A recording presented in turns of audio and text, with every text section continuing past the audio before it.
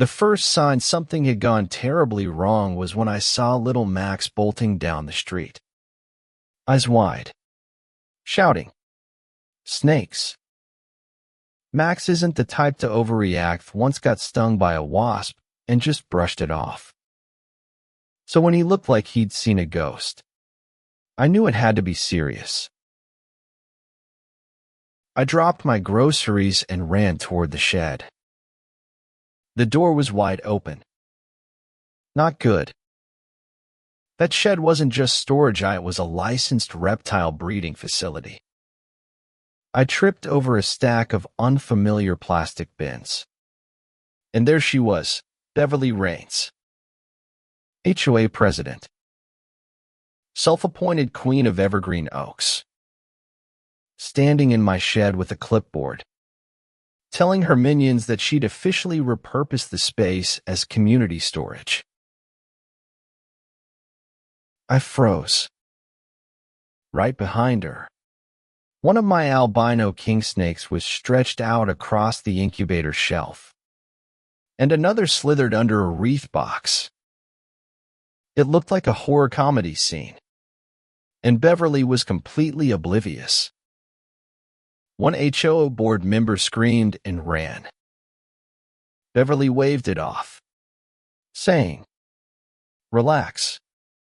It's fake. Probably leftover from Halloween." Until one coiled up her arm. Then she screamed, too. I stepped forward and, through clenched teeth, said, "You just broke into a federally permitted wildlife research facility." Beverly blinked, then smugly replied, "As HOA president, I have jurisdiction over all structures within common view. This shed is clearly within the HOA's visual footprint." Let me be clear, this wasn't about snakes to her. It was power. Control. She'd been waging a quiet war ever since her bid to rezone parts of the neighborhood for a country club got blocked, largely because of environmental concerns raised from my reports. That's when I became her enemy. I told her I built the shed on my private lot, submitted permits, passed inspections, and was collaborating with the state's Department of Wildlife. But she didn't care. In her mind, I was storing mutant reptiles in her neighborhood. She tossed dusty ornaments into the incubators and walked off like she owned the place. Inside, my controlled habitat was wrecked. Temperature sensors were blinking. One of the desert racers was hiding under a heat mat. A gravid female had begun laying eggs early from the stress. One hatchling didn't make it. That one stung the most. By that evening, an email from the HOA popped into my inbox. Emergency violation, unauthorized hazardous materials in community shed. With a photo of Beverly holding one of my snakes like it was a live grenade. The caption read, "What's really in your neighborhood?" That's when I realized this wasn't just personal. Beverly was using the HOA as her weapon, rallying the community, stoking fear, turning neighbors against each other. And she thought I'd stay quiet. She clearly didn't know me. The next day, I presented my licenses, survey maps, partnership documents, all proving the shed was mine. The project was real, and her actions were criminal. She snorted and said, "Prove it in court." Well, challenge accepted. What she didn't know was that I had security footage, infrared night vision, time-stamped and watermarked by our monitoring software. And yes, it caught her sneaking in, dumping boxes, and triggering the temperature alarms. I sent it all to animal control. They arrived just as Beverly showed up again, this time with a megaphone and a little crowd. She yelled about public safety violations and demanded the facility be shut down. But when the officers stepped out, they nodded at me and said, "Good to see you again. Dr. Landon, we received your report." Beverly's face turned white. One officer pulled out a boundary map. This shed, fully on Dr. Landon's private property. HOA has no authority here. The crowd shifted. Questions replaced accusations. A local teen pulled up yesterday's footage on their phony off Beverly screaming and tripping over a garter snake.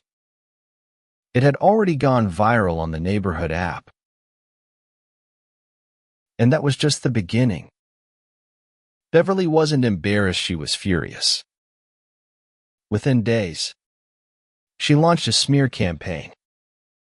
Flyers, emails, accusations of illegal animal trafficking. One flyer had a badly photoshopped image of a giant snake wrapped around a swing set.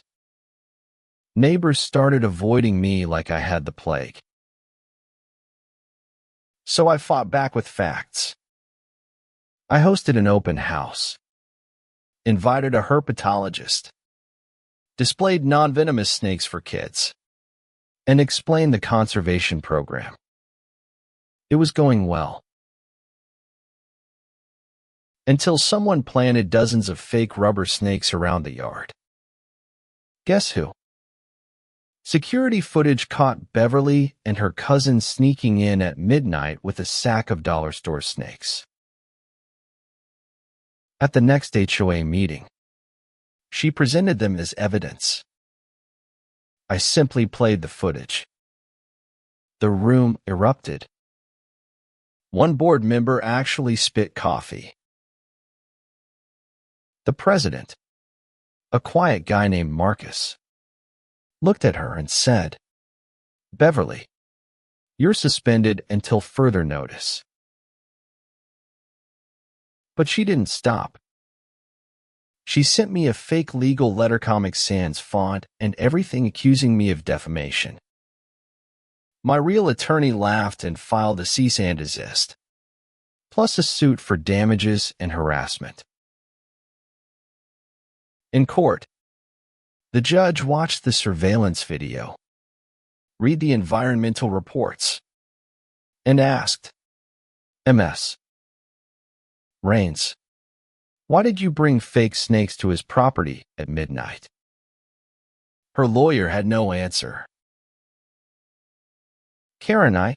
Beverly was found liable for trespassing, endangerment, and interference with a licensed facility.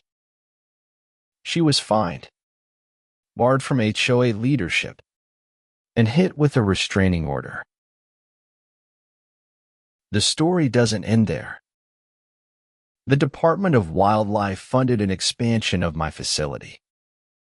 It's now a recognized microhabitat lab for endangered species, with climate control, observation windows, and school field trips.